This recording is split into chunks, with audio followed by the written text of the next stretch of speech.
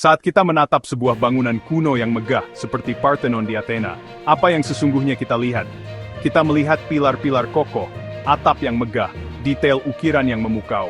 Namun, di balik keindahan visual itu, ada sebuah rahasia, sebuah bahasa sunyi, setiap sambungan batu, setiap lekuk kolom, setiap beban yang disalurkan ke tanah. Inilah yang kita sebut sebagai tektonika arsitektur. Ini bukan sekadar tentang membangun. Ini adalah seni mengekspresikan bagaimana sebuah struktur berdiri tegak melawan gravitasi. Tektonika adalah puisi dari konstruksi. Setiap elemen memperlihatkan perannya dalam menopang keseluruhan bangunan. Bayangkan tektonika sebagai tata bahasa dalam arsitektur. Jika kata-kata adalah batu, bata, kayu, maka tektonika adalah cara merangkai kata-kata itu menjadi kalimat yang bermakna. Ia adalah ekspresi artistik dari bagaimana gaya-gaya struktural, tarikan tekanan beban, bekerja di dalam sebuah bangunan. Dalam arsitektur klasik, prinsip ini dibawa ke tingkat paling luhur. Setiap elemen, bagian paling bawah kolom, puncak atap, secara visual menceritakan tugasnya. Tidak ada yang disembunyikan pada mahakarya arsitektur klasik yang bertahan ribuan tahun. Perjalanan kita menelusuri tektonika klasik dimulai di tanah para filsuf dan dewa Yunani kuno. Jauh sebelum bangunan-bangunan marmer megah berdiri, struktur awal di Yunani terbuat dari material yang lebih sederhana, kayu dan tanah liat. Kuil-kuil pertama mereka adalah konstruksi tiang dan balok, atau post and lintel. Tiang-tiang kayu menopang balok kayu di atasnya, menciptakan sebuah kerangka dasar. Atapnya mungkin terbuat dari jerami. Atapnya mungkin juga genteng terakota sederhana.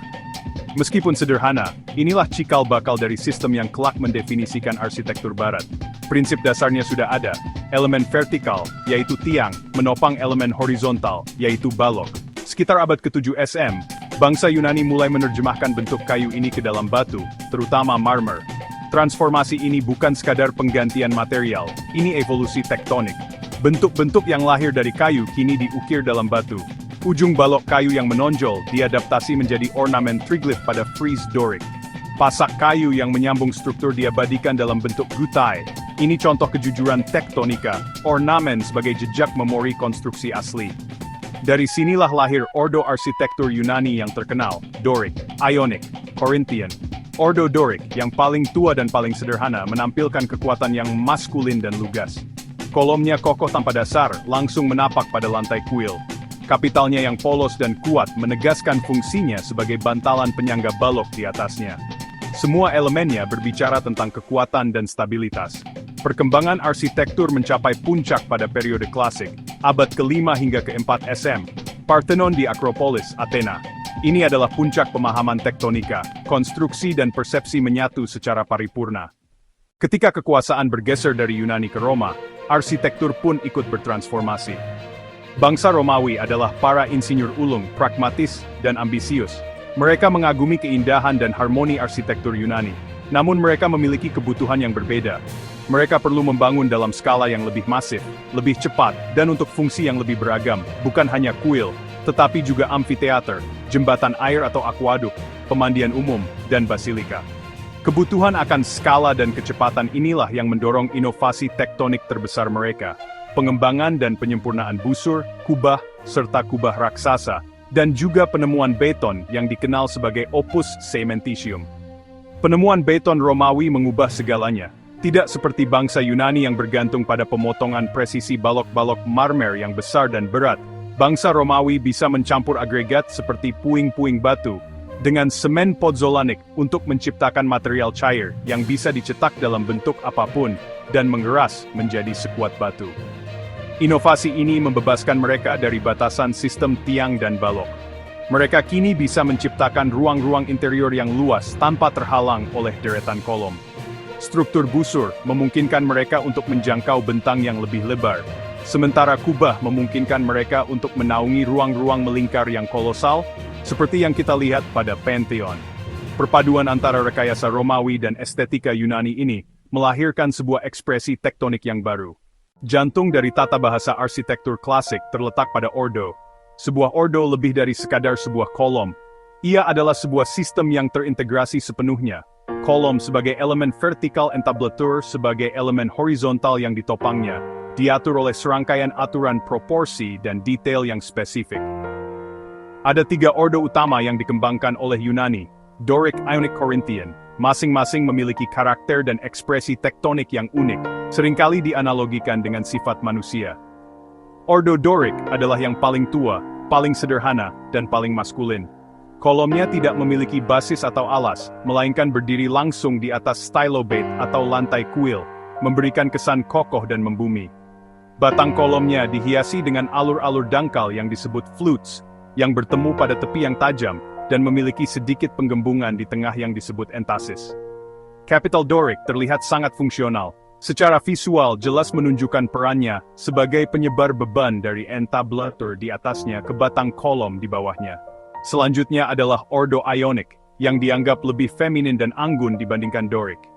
Ciri khasnya yang paling mudah dikenali adalah capitalnya yang berbentuk volute atau gulungan spiral seperti tanduk domba. Berbeda dengan Doric, kolom Ionic memiliki basis atau alas, membuatnya terlihat lebih ramping dan berdiri di atas lantai, bukan menancap.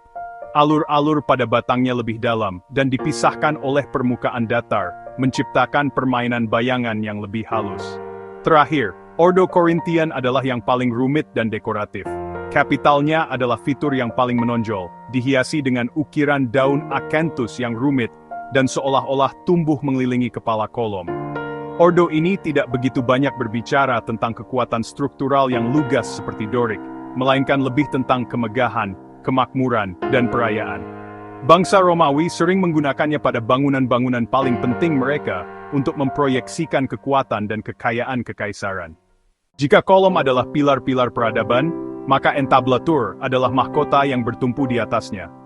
Entablatur adalah seluruh elemen horizontal yang membentang di atas deretan kolom. Fungsinya jelas, menyalurkan beban dari atap ke kolom. Namun, dalam arsitektur klasik, fungsi ini diekspresikan dengan kejelasan dan keindahan yang luar biasa.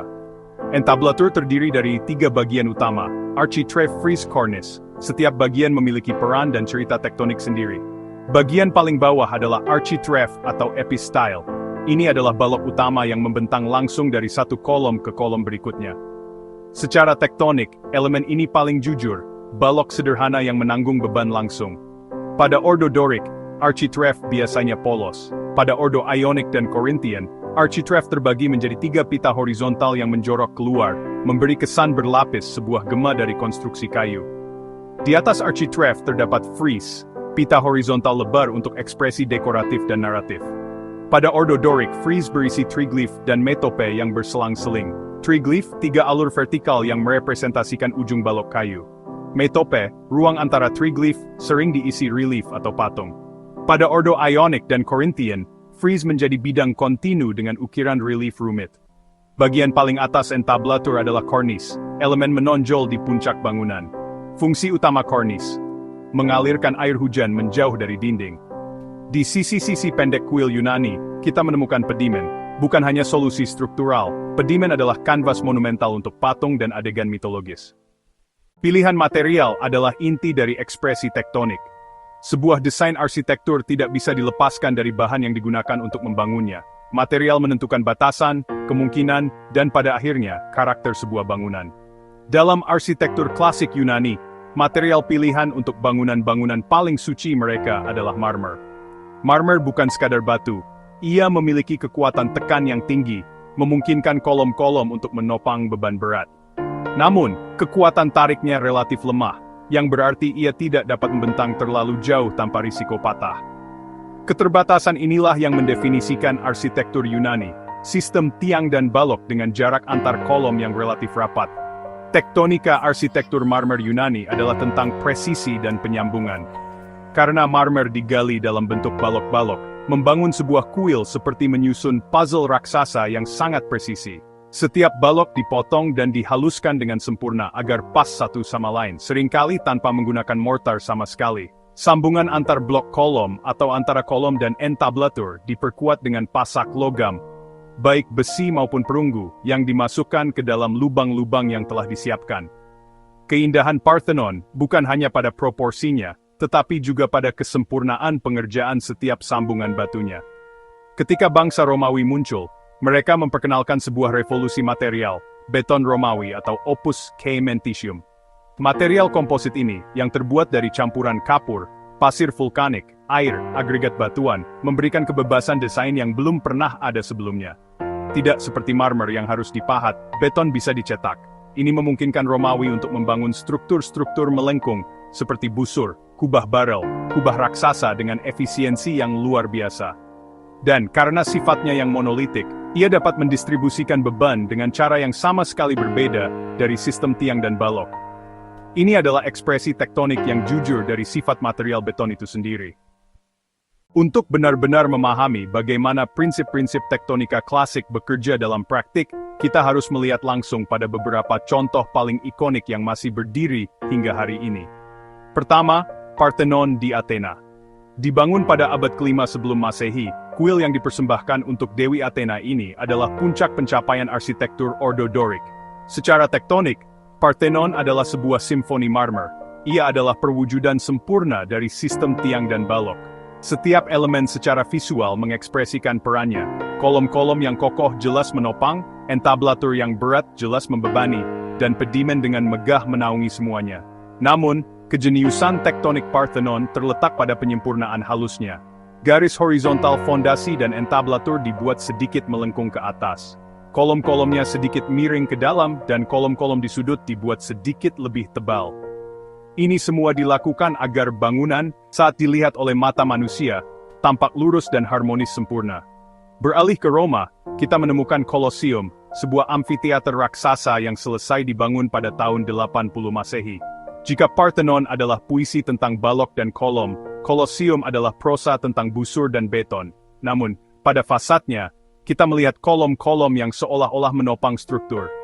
Fasad Colosseum yang menunjukkan penggunaan 3 ordo kolom yang berbeda di setiap tingkatnya. Di lantai dasar ada kolom Doric, atau Tuscan versi Romawi, di lantai 2 Ionic, dan di lantai 3 Corinthian. Contoh terakhir dan mungkin yang paling menakjubkan adalah Pantheon di Roma, yang dibangun kembali oleh Kaisar Hadrian sekitar tahun 126 Masehi. Namun, begitu masuk ke dalam, kita dihadapkan pada sebuah keajaiban rekayasa, sebuah ruang interior silinder raksasa, yang dinaungi oleh kubah beton tak bertulang, dengan diameter 43,3 meter. Tektonika Pantheon adalah tentang ruang dan cahaya. Beban kubah raksasa disalurkan melalui dinding beton tebal ke fondasi. Pantheon adalah bukti tertinggi dari penguasaan Romawi atas beton dan kemampuan mereka untuk menciptakan ruang interior yang benar-benar menakjubkan. Dalam arsitektur klasik, keindahan tidak pernah menjadi tujuan itu sendiri yang terpisah dari aspek lainnya.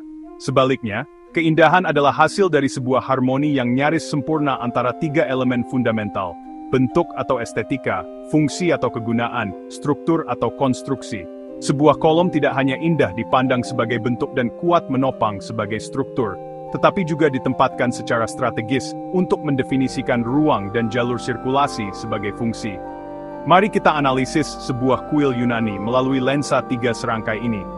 Fungsinya adalah sebagai rumah bagi patung dewa dan sebagai fokus dari ritual keagamaan yang sebagian besar terjadi di luar. Ketiga elemen, bentuk, fungsi, dan struktur, menyatu dalam sebuah kesatuan yang tak terpisahkan. Prinsip inilah yang menjadi inti dari ekspresi tektonik.